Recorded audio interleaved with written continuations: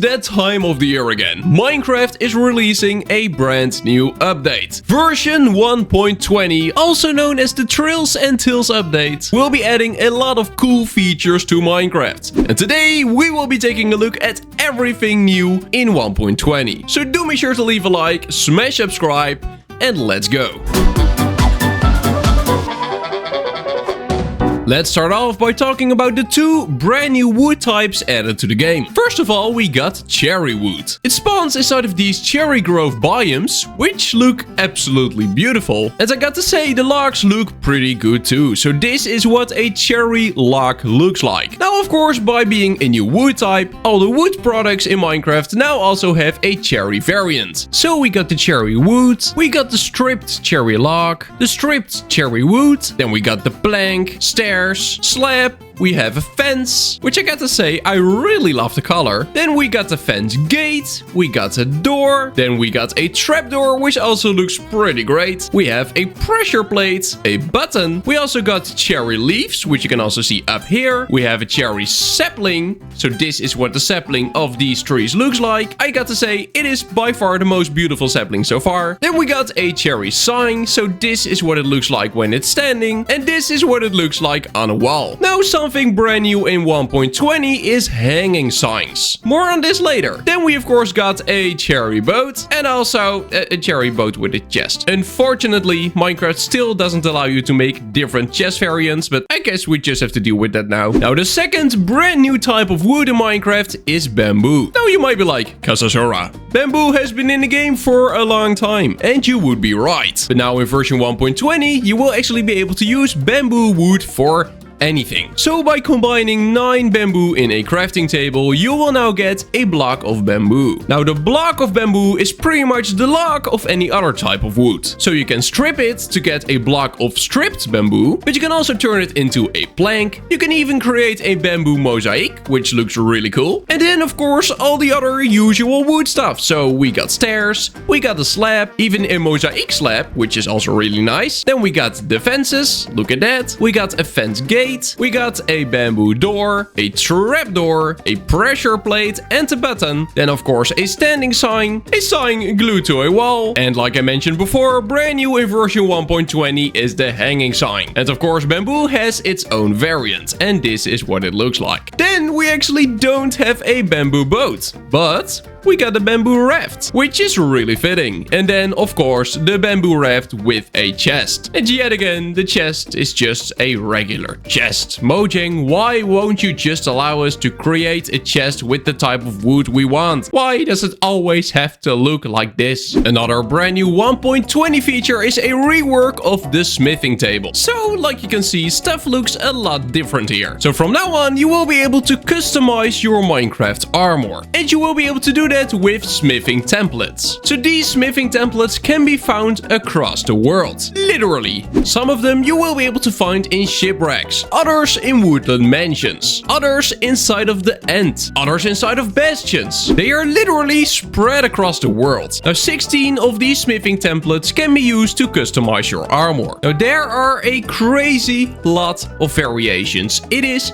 actually insane, and this might be one of the coolest features in 1.20. So the way it works is you can put any piece of armor inside. I'm going for the netherite chestplate. Then you can put any smithing template you want inside. I'm going for this one, the Spire Armor Trim. Let's put it in. And after that you can add any ingot or crystal. So let's go for the amethyst shard. And look at that. Doesn't that look sick? So you still got a netherite chestplate, but you customize the pattern and you customize the color. So when we replace the amethyst shard, for example, a diamond, then the pattern will be the same, but the color will be different. Now, when we change the diamond out for a gold ingot, then bam, once again, different color, same pattern. Now you might have guessed already, but when we leave the gold in, but just grab a different template, for example, this one, why not? You can see it now looks totally different. Same color, different pattern. Now let's put in the diamond again, bam, same pattern, different color.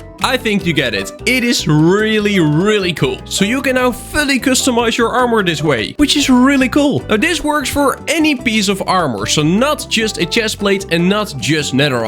Any piece of armor you can fully customize in this way, and I think it is really cool. You will need to actually explore the world to find them, but when you got them, you will be able to create a copy of them. So you will be able to copy a smithing template you already own. It will be a little bit expensive though. So the way you copy it is just go to a crafting table, place your smithing template in the middle of the top row, just like that, then add the related block underneath. Now for every smithing template, this related block will be different. For the wart armor trim, it will be cobbled deep slate. So just place it in the middle and then fill in all the empty slots with diamonds. And there you go. By combining all this, we will get 2 smithing templates, aka we copied it. So you will need quite some diamonds to do this, as well as figure out what all the related blocks for the smithing templates are. Now there's one smithing template left to cover, and it is the netherite upgrade smithing template. Now you might be like, Kasasora, are you kidding? Is this real?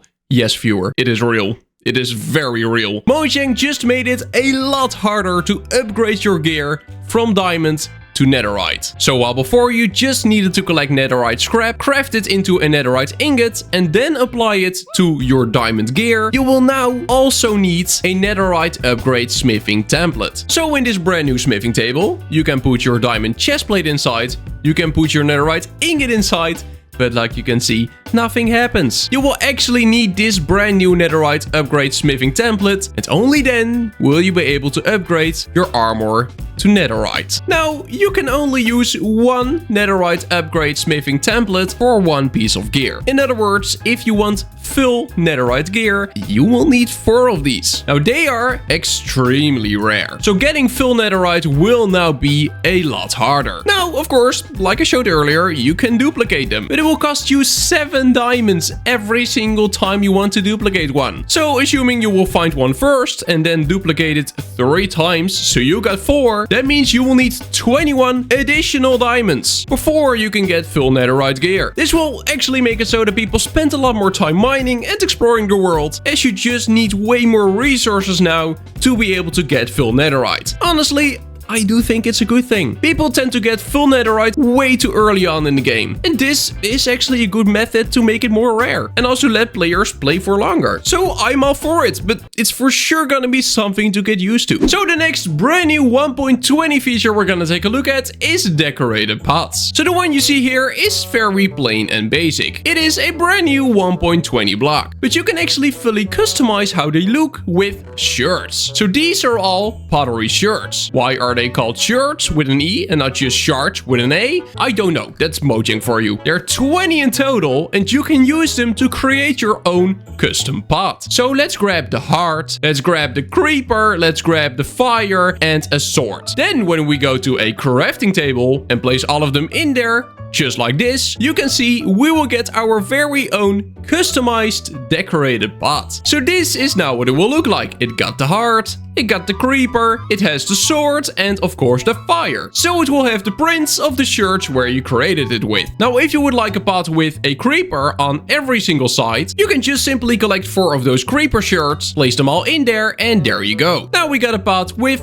4 creepers, 1 on every single side. Looks good. Now if you would like a pot that only has a print on one side, for example this beautiful pickaxe, then you can put the pickaxe on the side you want, for example here, and fill the rest in with regular brick, just like that. Now we will also get a decorated pot, but 3 of the sides will be blank and 1 of them will have our nice pickaxe. So that's how creating your own pot works. Now the big question is of course, how do you get these shirts? Well, what you want to be doing is looking for suspicious gravel or suspicious sand. They are brand new blocks added to 1.20, which have a secret to them. So this is what regular gravel looks like, and this is what suspicious gravel looks like. You can see that the texture is only slightly different, so it might be hard to notice. When you use a brush, another brand new Minecraft item, on normal gravel, you can see that absolutely nothing will happen. But when you use a brush on suspicious gravel, you will see that it will start to pop out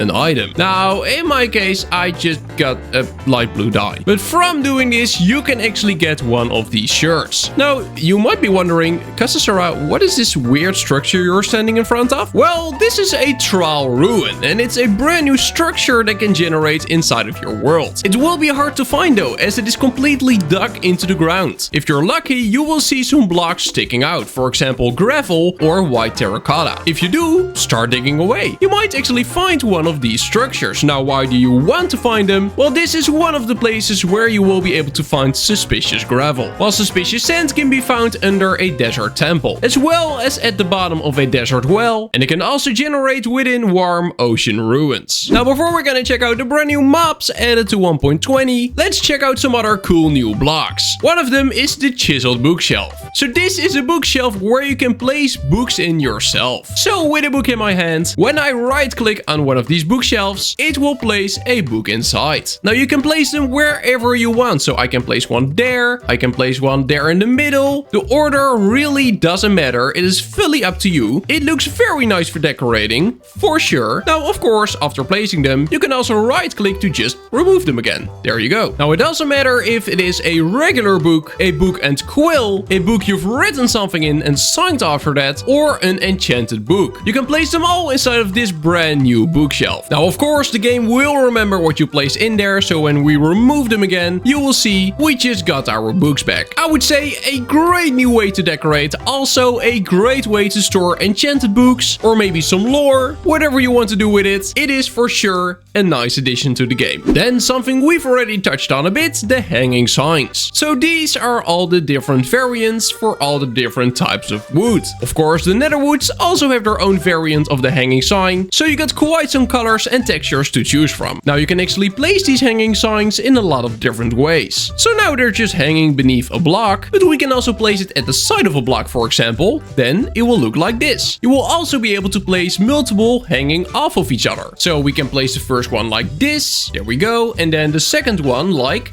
this, for example. Look at that. And then maybe a third one like this. Now, what is also really cool, and I got to say way overdue, Mojang, but you will finally be able to edit signs without breaking them. So when we now right click a sign, we will be able to edit the text. So I can let it say hello and then click on done. And if I want to edit it again, I just click on it and I will be able to continue on. Subscribe. Yes, hello, subscribe. Oh, not enough info? Okay. To Kasai Sora. Yes, that's a beautiful sign. Now, of course, this works for normal signs too, not just for hanging ones. Now, the next block is one for the redstoners. It is called the Calibrated Sculk sensor. And I'm pretty sure some amazing things are gonna be made with this brand new block. So the way it works is this side of the Sculk sensor will be able to receive a redstone signal. Now, the strength of that redstone signal will determine what this Sculk sensor will be listening to. So currently it just acts like a regular Sculk sensor, but when you input a specific strength of redstone signal, you can let it listen to specific things only. So here's a list with all the different frequencies and where the Sculk sensor will listen to. I'm sure this one is gonna be huge for players who are into redstone. By the way, to craft it, just put a Sculk sensor inside your crafting table, surround it with amethyst shards like this, and there you go. It's nice to see amethyst shards get another purpose. Also, why is this a shard?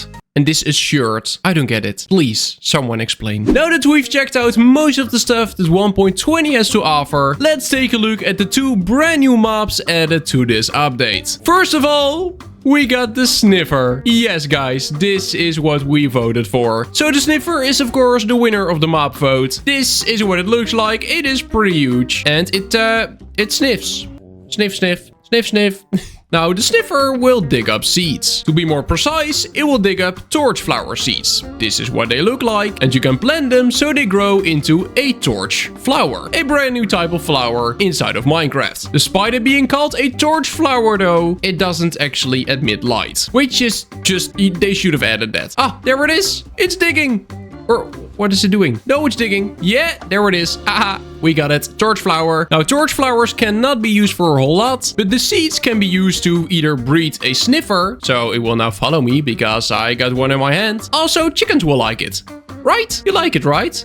Oh yeah, he does. And the sniffer does too. There we go. Of course, we also need to know what a mini sniffer looks like. So, there we go. That's a baby sniffer. And by the way, in nature, you will be able to get these sniffers through the sniffer egg. This is what the sniffer egg looks like. And you will be able to get it from suspicious scent, which I covered earlier in this video. So from suspicious scent, you will be able to find one of these eggs, simply place it down, and over time, it will slowly crack open until you got one of these big boys. By the way, you can use a torch flower for dye. Orange dye. I don't think there's any other purpose to this flower, but you can get dye, so that's nice. And last but not least, we got camels. So this is what camels look like. This is a baby camel, which might be one of the cutest mobs in Minecraft now. Look at it. It is so cute. Now they will kind of transform when they sit down. It looks a bit silly, but I mean, it's cool, right? It's cool. We got camels now. Now, what's also awesome is that you can actually ride on them. So that's pretty cool. Look at that. You can ride on them. Kasasara on a camel. Let's go. Oh, hey, it goes up. Nice. But what might be even cooler is that you can actually sit on camels with 2 players. And this is the first mob inside of Minecraft that does this. Now, what's also pretty awesome is that because you're pretty high up when you're sitting on a camel, zombies and other mobs of the same size will actually not be able to reach you. So you can walk with the camel through the desert and you don't have to worry about zombies hitting you until the camel decides to sit down. Then you will be fricked. By the way, this is what a camel looks like with the saddle. I got to say, pretty cool. Now the big question is, of course, how fast is it?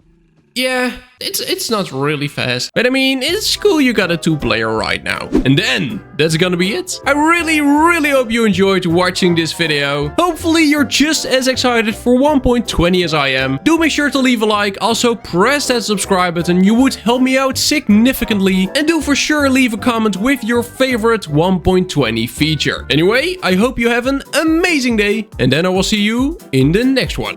Bye bye.